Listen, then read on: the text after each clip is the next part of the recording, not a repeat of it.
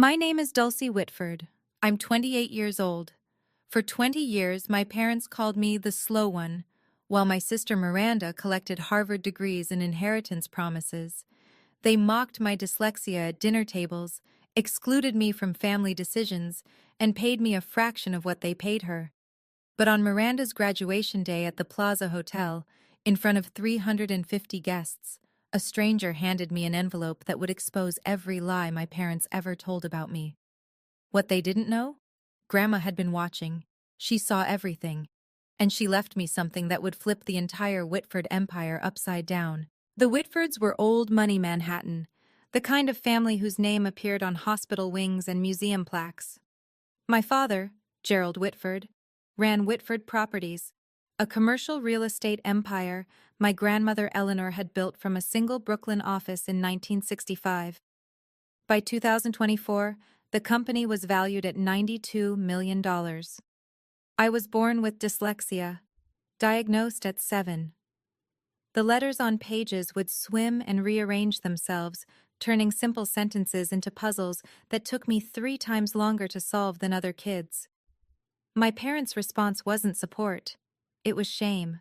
When I was 12, they hired tutors for Miranda. Violin lessons at Juilliard, French immersion classes, SAT prep with a Princeton graduate who charged $400 an hour. When I asked about getting help for my reading, my mother Priscilla just sighed. Dulce, we've already spent so much on specialists. At some point, we have to accept that some children just aren't academic. I was 12, I believed her. So I learned to adapt on my own. Audiobooks became my lifeline.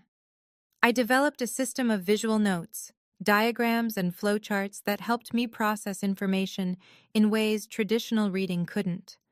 And every Sunday afternoon, I'd take the train to my grandmother Eleanor's apartment on the Upper West Side, where she'd sit with me for hours, explaining concepts through stories instead of textbooks. Dulce, she told me once, her weathered hand covering mine. You read slower than most, but you see things others miss. That's not a disability, sweetheart. That's a different kind of vision. I didn't fully understand what she meant then. I would, eventually. But first, I had to survive another 19 years of being the Witford family's embarrassing secret. Christmas 2018. 20 relatives gathered around the mahogany table in my parents' Upper East Side townhouse. Crystal chandeliers, catered dinner, the annual performance of Witford family perfection. My father stood at the head of the table, wine glass raised. I'd like to make an announcement, he said, his voice carrying that boardroom authority he wore like a second skin. Miranda has been accepted to Harvard Law School, full scholarship. Applause, cheers. Miranda blushed with practiced modesty. My eldest daughter, Gerald continued, beaming, will be the first Witford to attend Harvard in 3 generations. She's going to take this family and this company to extraordinary heights. More applause. Uncle Richard clapped Miranda on the shoulder. Aunt Catherine dabbed her eyes with a napkin. Then my father's gaze drifted down the table. To me. And Dulce. He paused. The warmth in his voice evaporated. Well, Dulce is also here. A few relatives chuckled. Soft, uncomfortable laughs. The kind people make when they don't know what else to do. Miranda didn't defend me. She laughed along with them. I stared at my plate, the roasted lamb blurred through the tears I refused to let fall. Under the table, a hand found mine. Thin fingers, papery skin. Grandma Eleanor, seated across from me, squeezed gently. When I looked up, her eyes held something fierce, something that looked almost like fury directed at her own son. She didn't say anything, not then. But 3 months later, she called me to her apartment, said she needed to show me something important. I didn't know it at the time, but that Christmas dinner, that moment of casual cruelty in front of 20 witnesses, had set something in motion, something that would take 5 years to detonate. After graduating from a state university in 2022, not an Ivy, never an Ivy, I applied for a position at Witford Properties. I wanted to prove I could contribute, that the family business could be my path too. my father agreed to hire me as an administrative assistant, salary $42,000 a year. That same month, Miranda joined as chief legal counsel.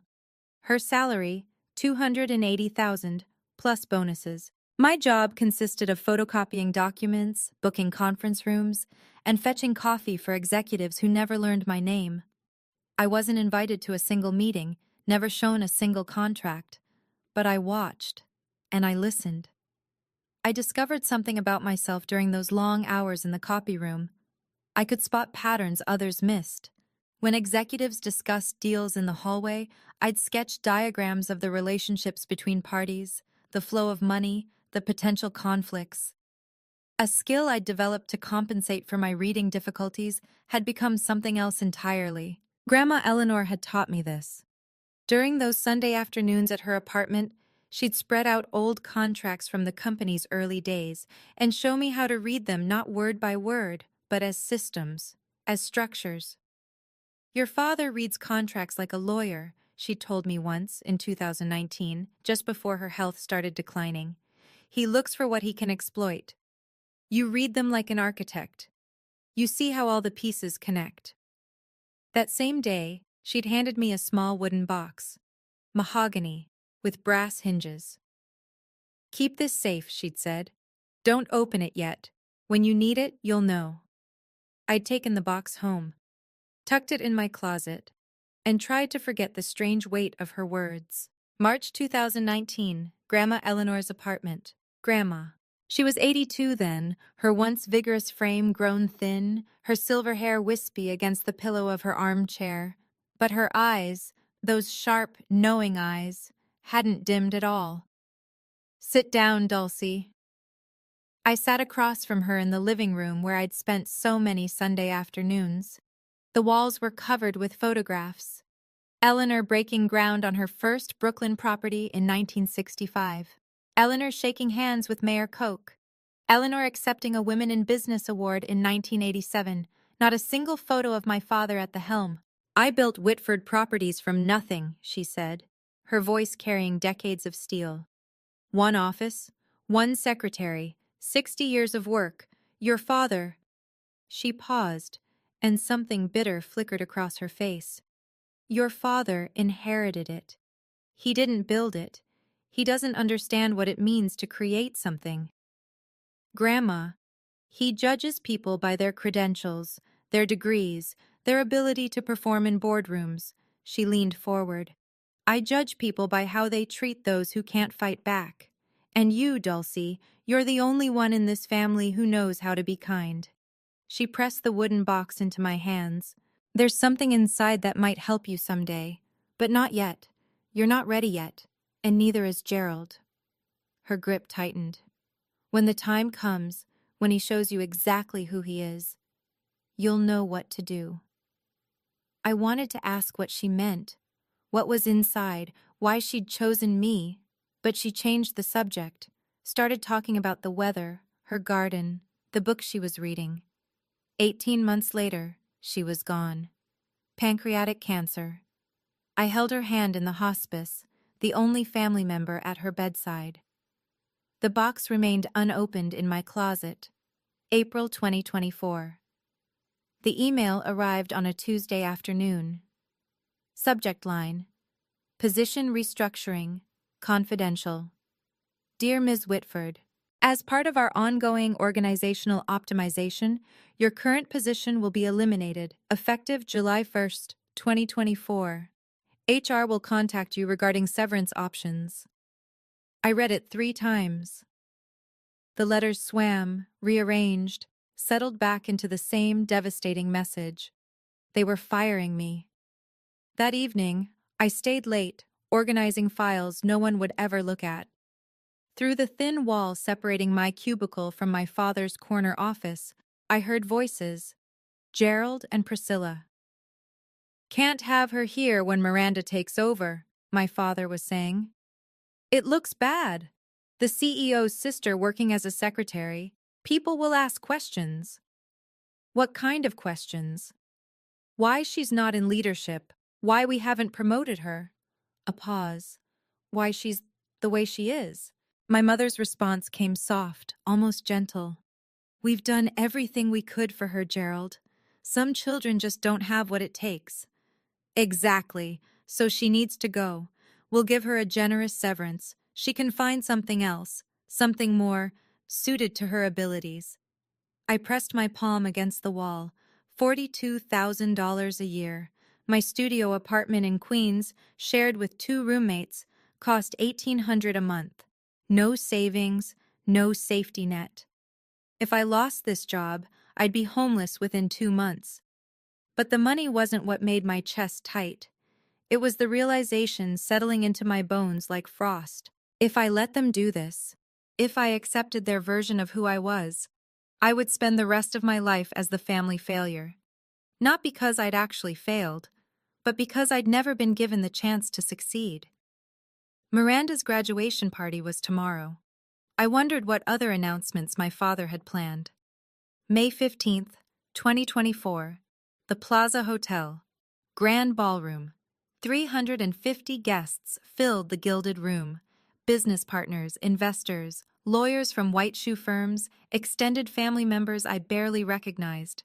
Crystal chandeliers cast prismatic light across silk tablecloths. A 12-piece orchestra played Gershwin in the corner. This was Gerald Whitford's kingdom, his stage, the place where he performed his role as patriarch, as mogul, as the man who had everything. I stood in the entrance, tugging at the hem of my dress. Black. Simple. $79 from Zara, the most I could afford on my salary. Everyone else glittered in designer gowns and tailored tuxedos. My mother intercepted me before I could find a seat. "Dulce?" Priscilla's gaze traveled from my drugstore makeup to my scuffed heels, her lips pressed into a thin line. "You couldn't find anything nicer? This is what I have." "Well," she adjusted her Cartier bracelet. "You'll be at table 27, near the service entrance. Try not to draw attention to yourself." "Of course." "And Dulce?" She leaned closer, her Chanel No. 5 overwhelming. "Tonight is Miranda's night. Whatever you're feeling, whatever resentment you think you're entitled to, keep it to yourself. Don't embarrass us." She walked away before I could respond. Table 27 was at the back of the ballroom, partially hidden behind a pillar. My table mates were distant cousins I'd met maybe twice. From my seat, I could see the main stage, the massive portrait of Miranda in her Harvard regalia, the banner reading, "Congratulations, Miranda Whitford, Harvard Law Class of 2024, and near the entrance, standing alone by the door, a silver-haired man in a gray suit. He wasn't mingling, wasn't eating, just watching. His eyes found mine across the crowded room. Something cold prickled down my spine. At 8:30 p.m., the orchestra stopped. The lights dimmed. A spotlight illuminated the stage where my father stood, champagne flute raised. "Ladies and gentlemen, thank you for joining us tonight to celebrate an extraordinary young woman." The applause began before he finished the sentence. Miranda graduated top 5% of her Harvard Law class. She completed a clerkship with Justice Reynolds, and last month, she made partner track at Sullivan & Cromwell in record time. Gerald's voice swelled with pride. "But tonight, I'm not just celebrating her achievements, I'm announcing her future." Miranda joined him on stage, radiant in emerald Valentino. "Effective immediately, Miranda Whitford will inherit my entire estate upon my passing.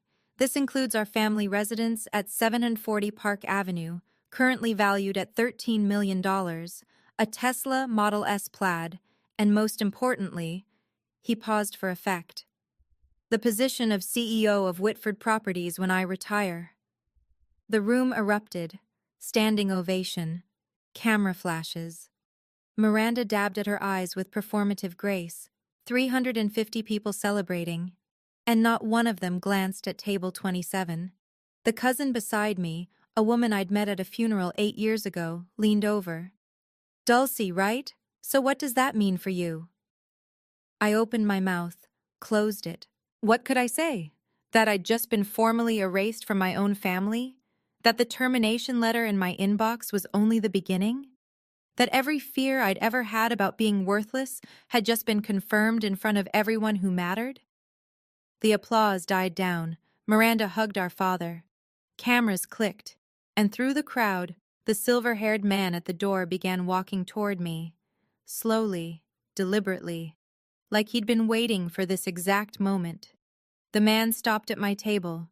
Up close, I could see he was older than I'd thought, early 60s, with deep-set eyes and the careful posture of someone who spent his life in courtrooms. "Miss Whitford?" "That's me." I straightened in my chair. "Can I help you?" "My name is Jonathan Ellis." He pulled a business card from his breast pocket, cream-colored, embossed. "Morrison and Blake, attorneys at law." "I was your grandmother's lawyer." "My grandmother." The words hit like a punch. "Eleanor passed away 3 years ago." "I'm aware." He didn't sit, didn't soften. "She left something for you, with very specific instructions about when to deliver it."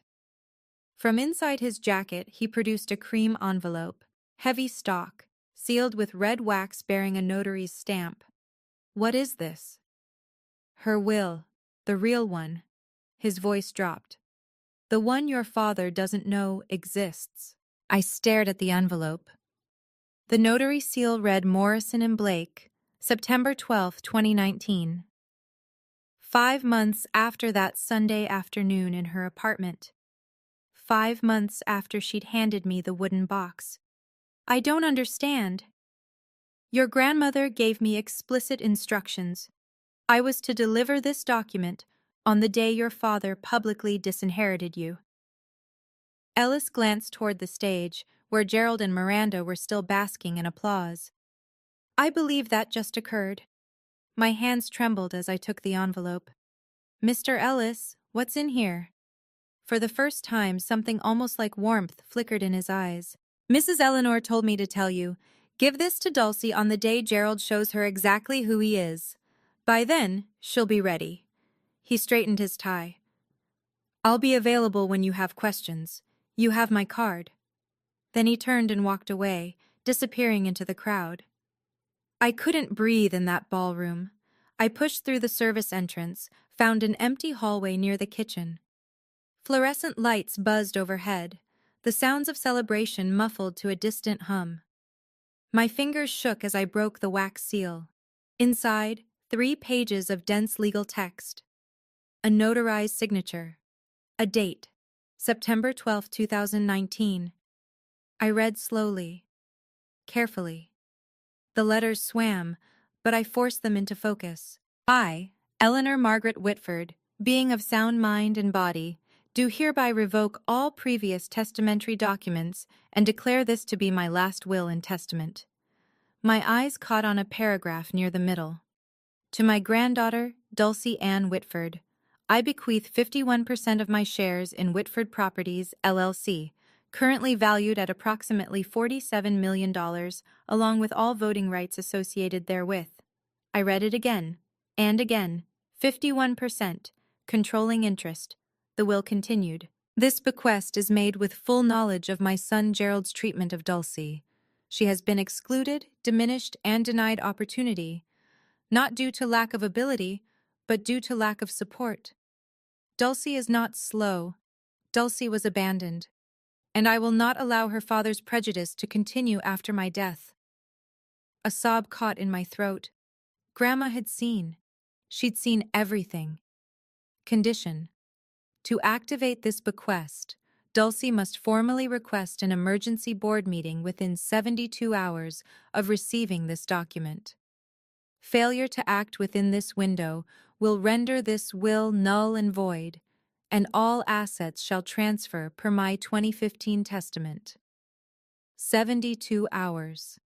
The deadline would fall at 8:30 p.m. on May 18th. I leaned against the cold wall, the document clutched to my chest. My grandmother had given me a weapon. Now I had to decide if I was brave enough to use it. Jonathan Ellis was waiting by the coat check when I emerged. "You read it."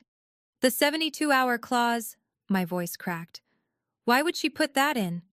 "Your grandmother knew you, Miss Whitford."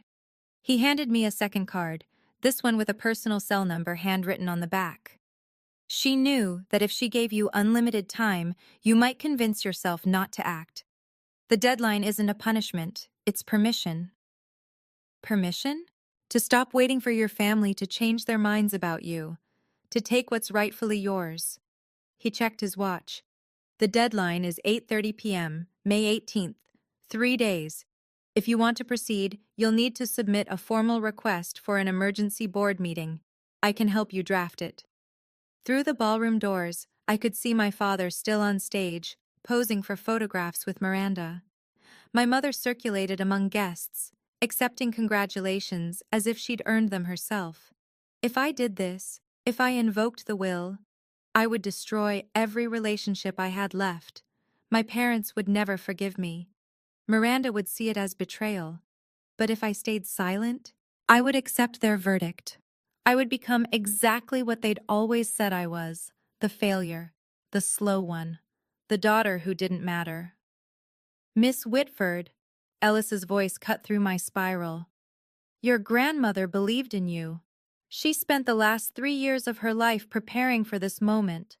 The question is, do you believe in yourself?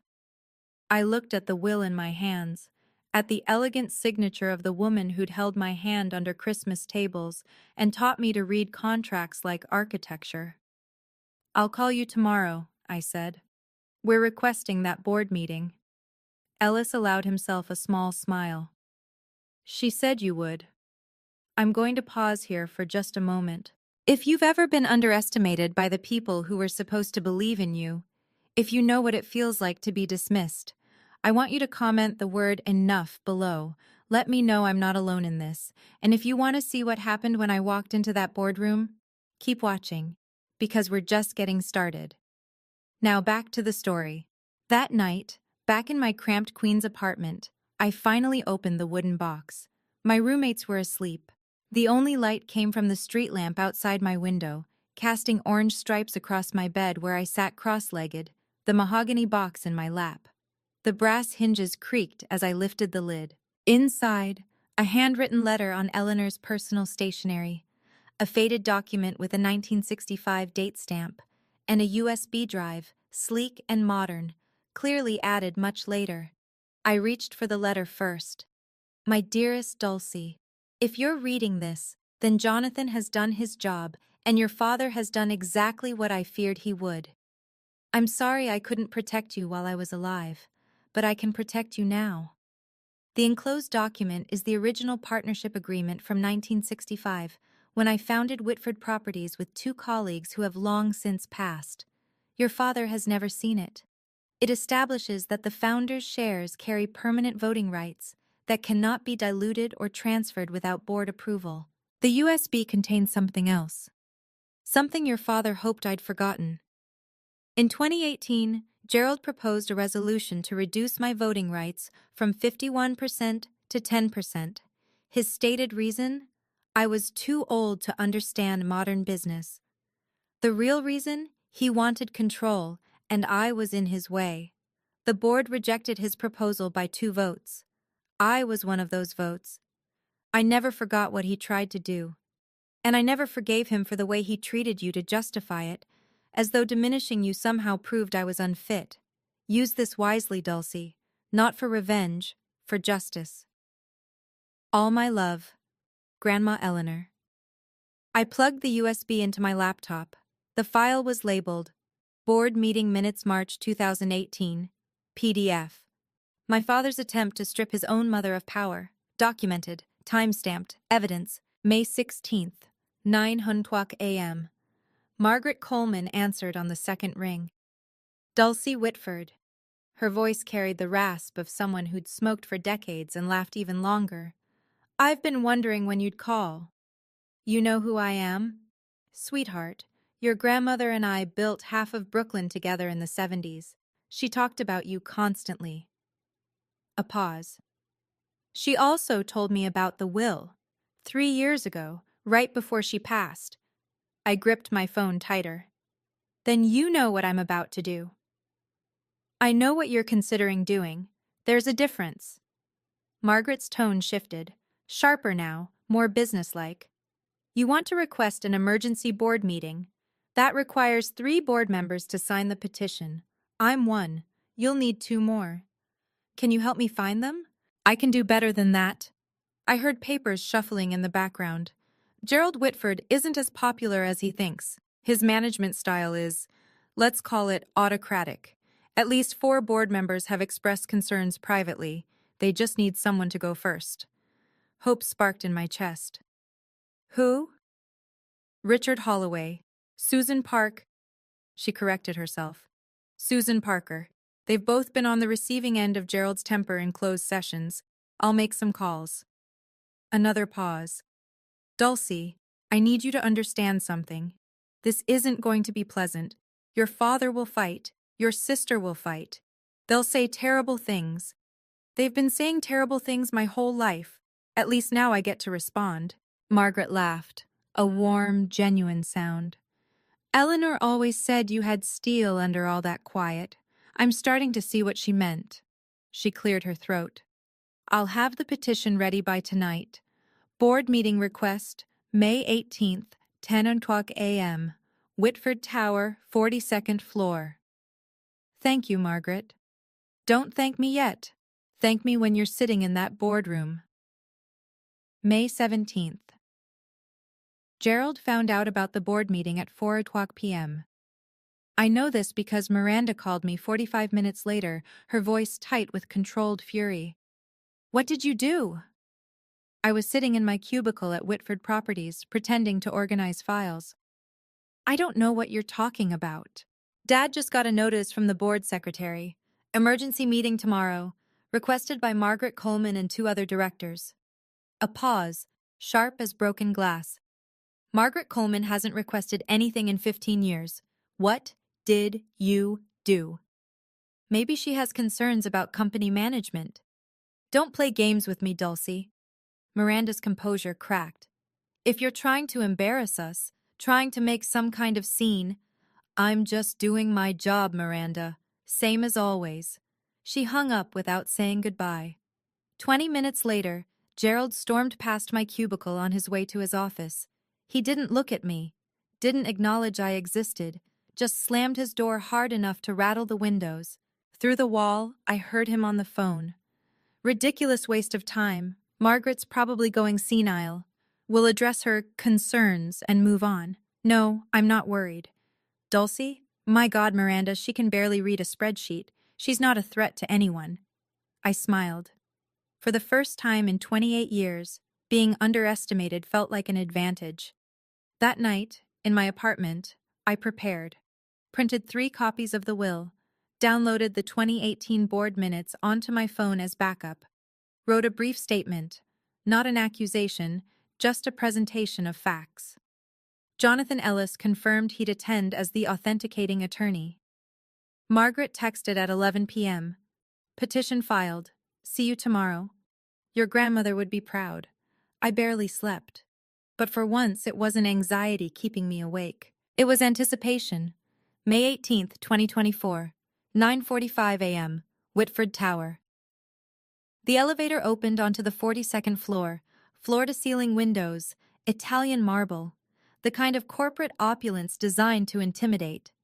I stepped out in a borrowed gray blazer, my roommates 2 sizes too big, carrying a leather portfolio I'd bought at Goodwill for $12. The security guard at the boardroom door held up his hand. Name? Dulce Witford. He checked his tablet. Frowned. You're not on the authorized attendee list. I'm a Witford Properties employee, and I have business with the board. Ma'am, this is a restricted meeting. I can't let you. Is there a problem? Miranda's voice behind me. I turned. She looked immaculate. Navy power suit, Hermes scarf, the uniform of someone who belonged in boardrooms. Dulce. Her smile didn't reach her eyes. What are you doing here? I have information to present to the board. Information? Miranda laughed, a sharp performative sound. About what? You work in the copy room. The nature of my presentation is confidential. You don't even know what ROI stands for. Return on investment. It's not that complicated. Miranda's smile flickered. Before she could respond, our father appeared at the end of the hallway, flanked by 2 senior executives. What's going on here? Dulce wants to attend the board meeting, Miranda said. I was just explaining that's not possible. Gerald looked at me the way he always did, like I was a stain he couldn't quite scrub out. Dulce, go back to your desk. This doesn't concern you. Actually, a voice called from inside the boardroom, it does. Margaret Coleman appeared in the doorway. 72 years old, silver-haired, standing with the quiet authority of someone who'd been building empires when Gerald was still in diapers. I invited her. She has standing to address the board. Margaret smiled. Let her in. Gerald's jaw tightened. For a moment I thought he might physically block the door. But Margaret Coleman had been a board member for 32 years. Her authority in that room exceeded his. Fine. My father's voice was ice. Let her speak. We'll see how long it takes before she embarrasses herself. The boardroom was smaller than I'd imagined.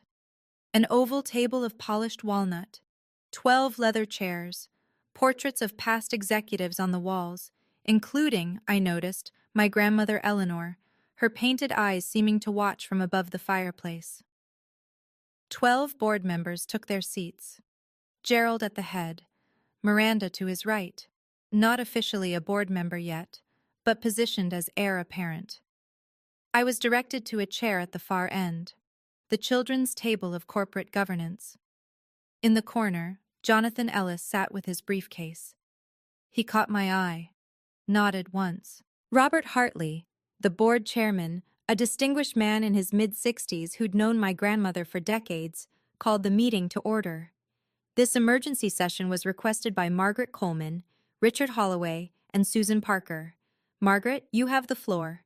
Margaret rose. Thank you, Robert. I'll keep my remarks brief. She gestured toward me. The matter I wish to address concerns a document that has recently come to light, a document that affects the ownership structure of this company. I yield my time to Miss Dulce Witford. All eyes turned to me. Miranda smirked. Gerald leaned back in his chair with theatrical boredom. I stood. My hands were steadier than I expected. Thank you, Mrs. Coleman, and thank you to the board for allowing me to speak. I opened my portfolio. What I'm about to present may come as a surprise to some of you. I ask only that you listen to the evidence before reaching any conclusions. Gerald sighed audibly. I ignored him. Before I could continue, my father raised his hand. I'm sorry, Robert, but before we waste the board's valuable time. Gerald stood, buttoning his jacket with deliberate slowness. I need to provide some context. Gerald, Margaret started. Dulce is my daughter. His voice carried that patronizing warmth he used for difficult clients. And I love her, but she's not qualified to address this board on any business matter. She works in an administrative role. She has no legal training, no financial background, no strategic experience. Miranda chimed in, her tone dripping with false sympathy. Dulce also has dyslexia. She struggles with reading. We've tried to support her, but... She shrugged elegantly. Some limitations can't be overcome with effort alone. A few board members shifted uncomfortably. What we're seeing here, Gerald continued, is a troubled young woman acting out. Perhaps due to the announcement at Miranda's graduation party, sibling jealousy is... Mr. Whitford. Robert Hartley's voice cut through like a gavel. You'll have an opportunity to respond, but Miss Whitford requested this time, and she's entitled to use it. Gerald sat down. His expression promised consequences. Miranda caught my eye and mouthed, You're embarrassing yourself. I looked at them both, my father, my sister, and felt something shift inside me. Not anger, something colder, clearer. They weren't trying to protect me. They weren't even trying to protect the company. They were trying to protect their version of the story, the version where I was nothing. Thank you, Mr. Hartley. I pulled the document from my portfolio. I won't be discussing my reading ability today. I'll be discussing this. I held up the will. The room went silent. This is the last will and testament of Eleanor Margaret Whitford, founder of this company, notarized September 12, 2019. Gerald's face drained of color. That's impossible. Gerald's voice came out strangled. My mother's will was executed in 2015. I have a copy. You have a copy of her previous will. I kept my voice level. Clinical. Under New York Estates, Powers, and Trusts law, a subsequent valid will automatically revokes all prior testamentary documents. This will, I placed it on the table, was executed 4 years after the one you possess. I slid the document to Robert Hartley. Mr. Ellis? I gestured to Jonathan, who rose from his corner seat. Would you please confirm the authenticity of this document? Jonathan approached the table. I'm Jonathan Ellis, partner at Morrison & Blake. I served as Eleanor Whitford's personal attorney from 2008 until her death in 2021. I can confirm this will was executed in my presence on September 12, 2019. It was witnessed by 2 independent notaries, and the original is held in escrow at Chase Private Client. Robert Hartley studied the document. His eyebrows rose.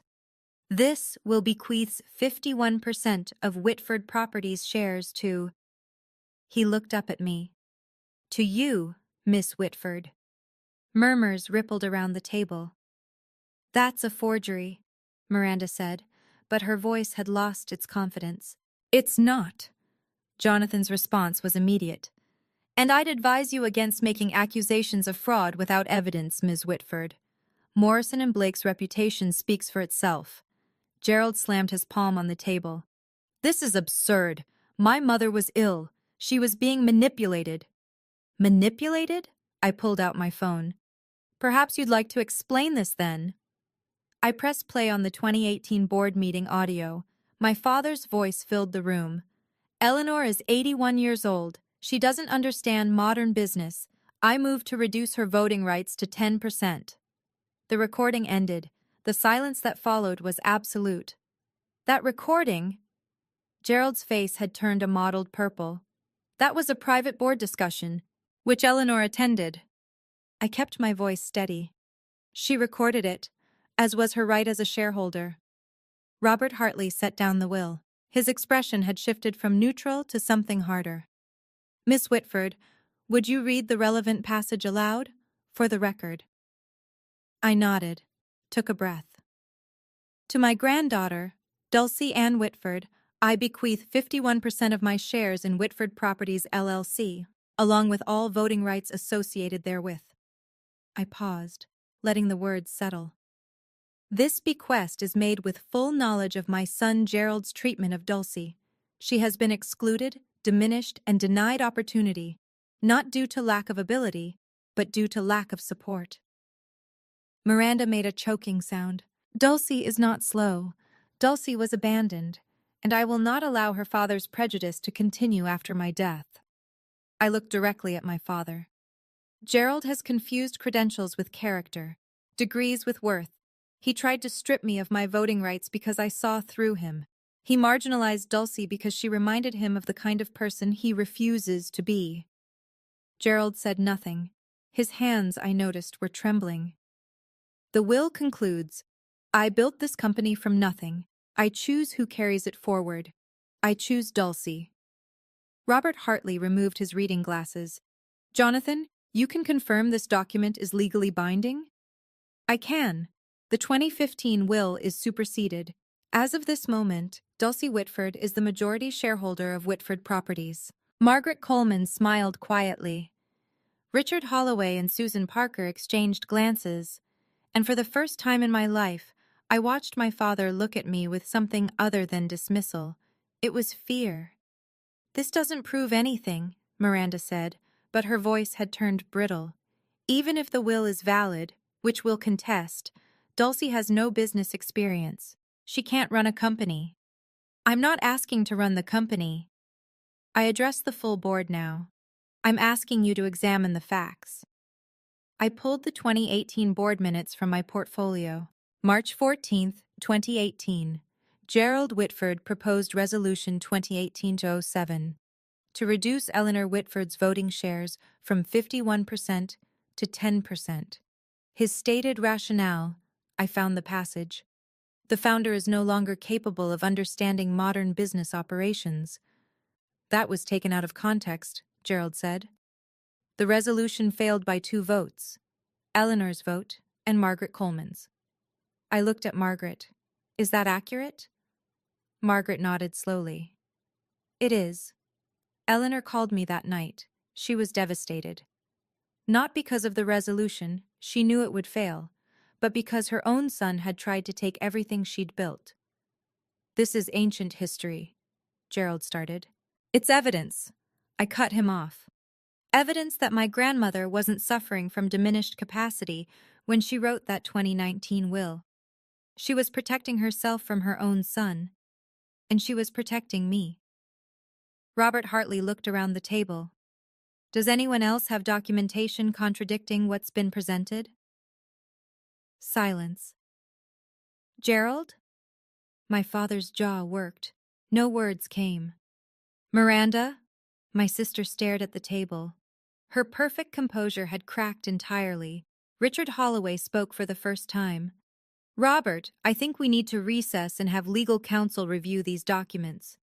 Agreed. Hartley checked his watch.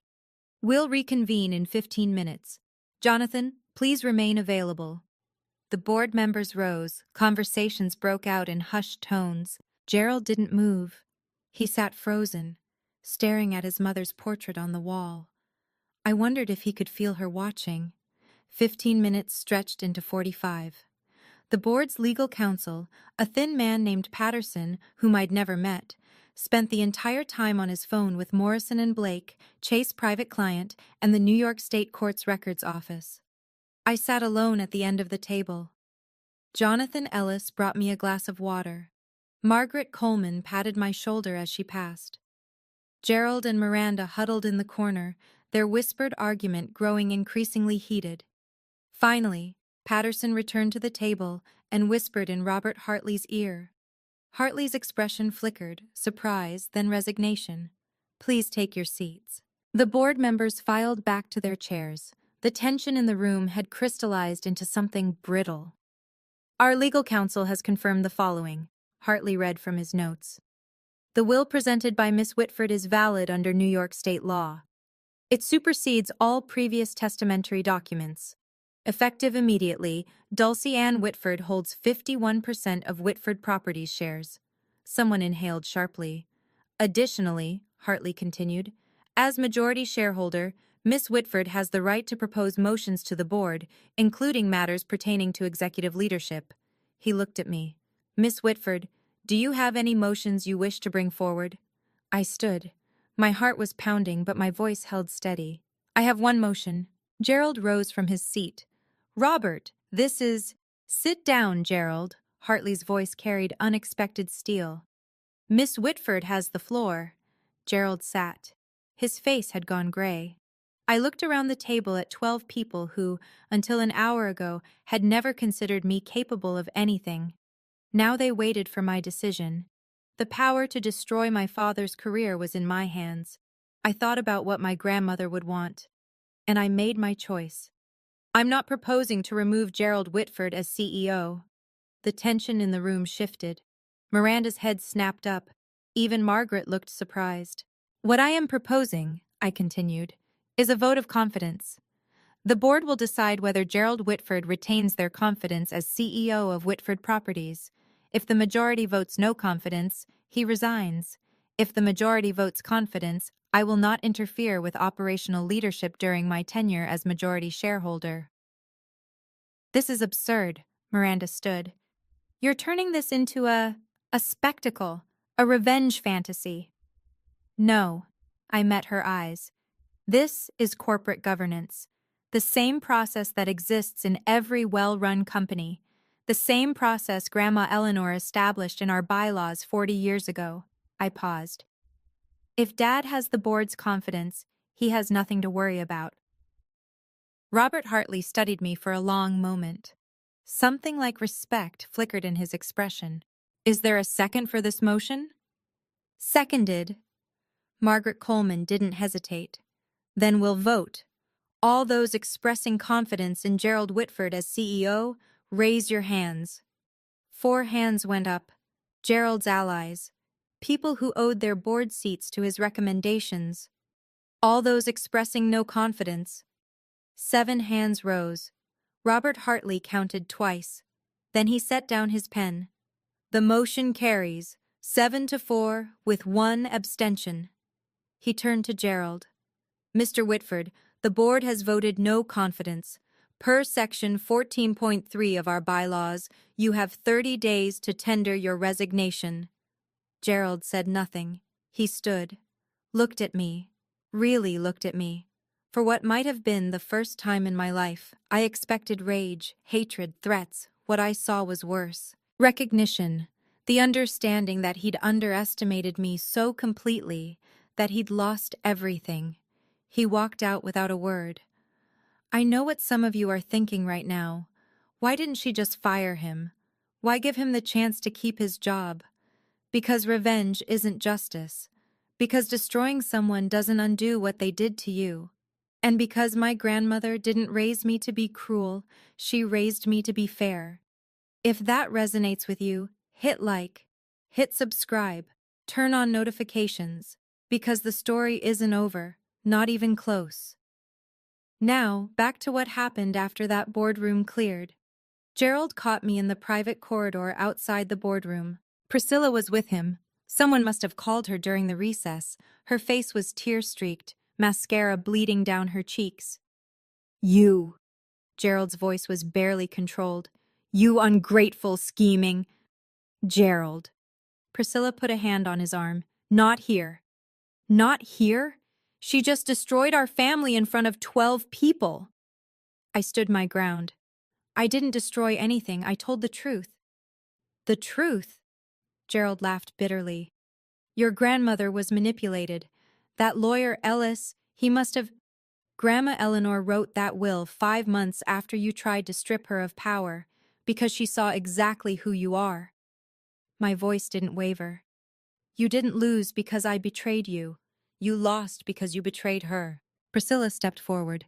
Dulce, sweetheart, you have to understand. We were trying to protect you. You've always struggled. We didn't want to put pressure.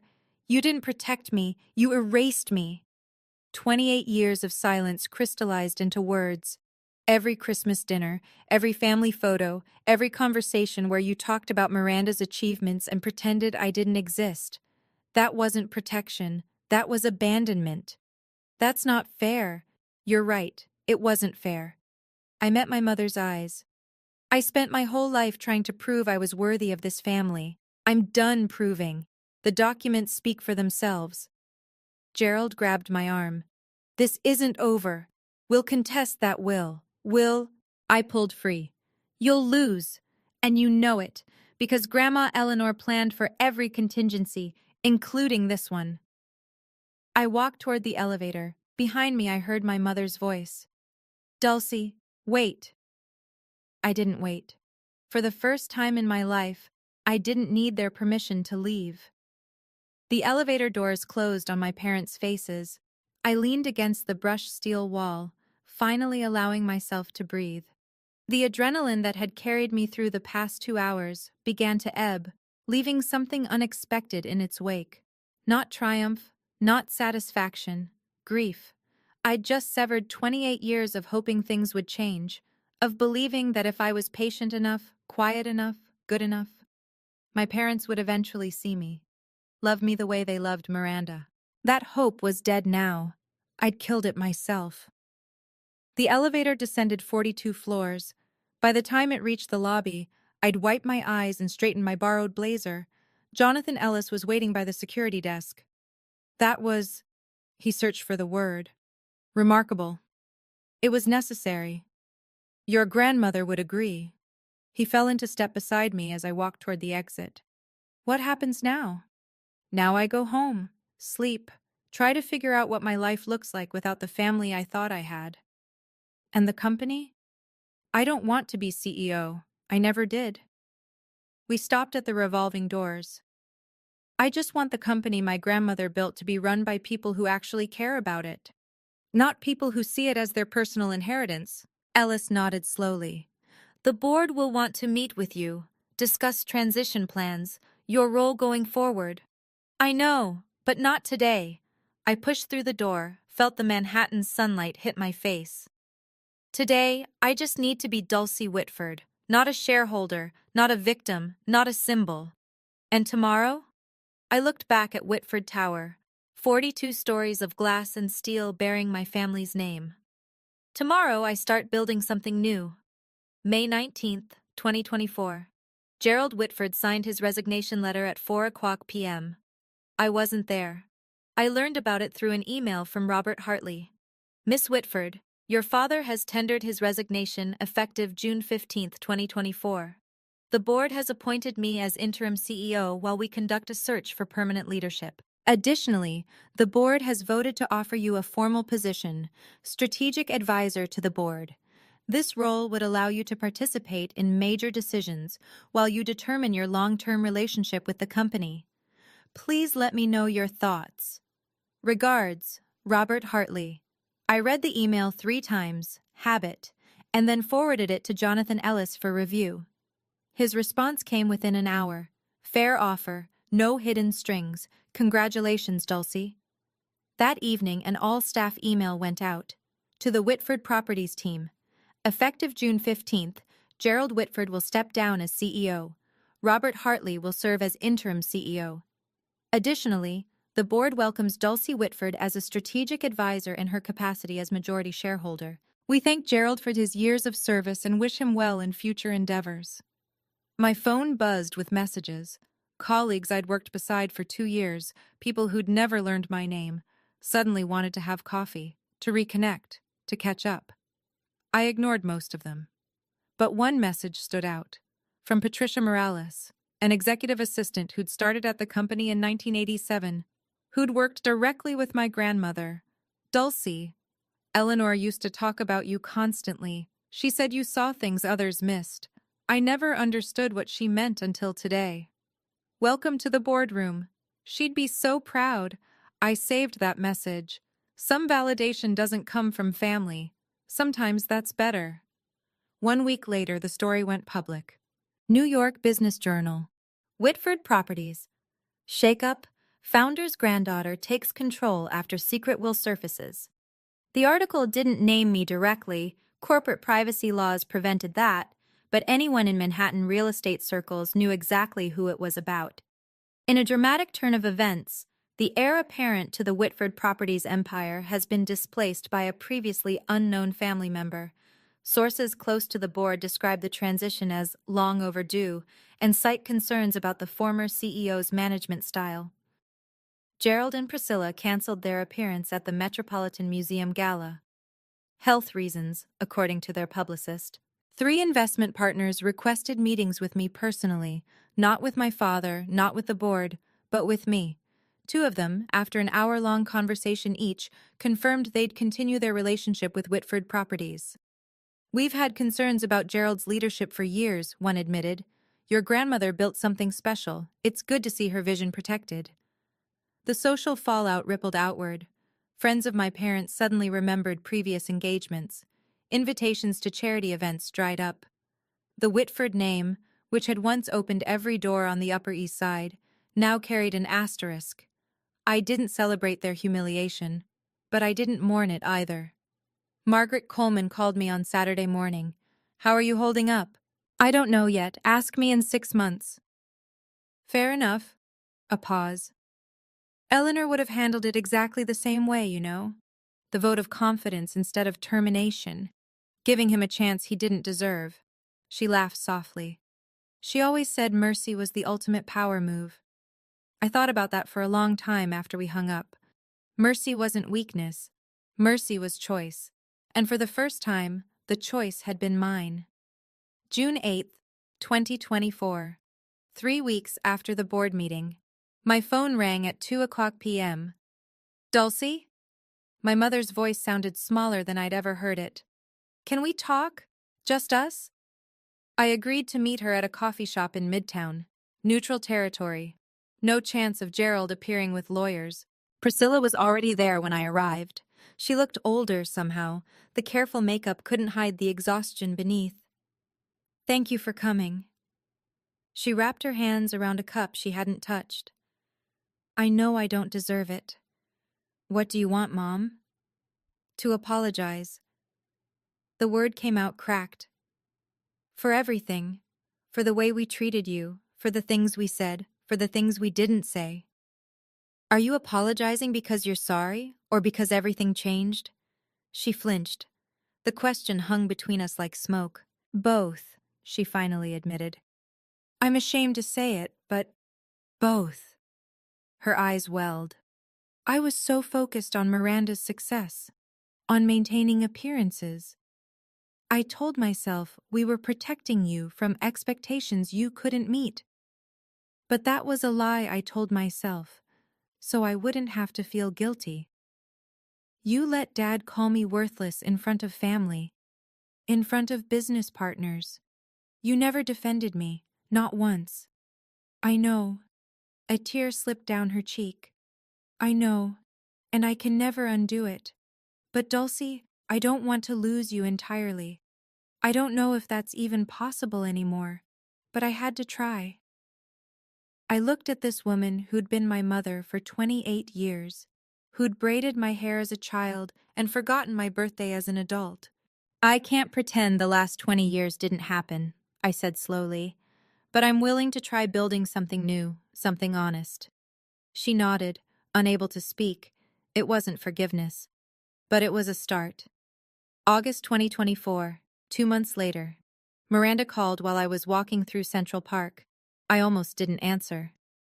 Dulce, I know I have no right to ask, but can we meet? There's something I need to say. We sat on a bench near Bethesda Fountain. The August heat pressed down like a weight. Miranda looked different. The armor of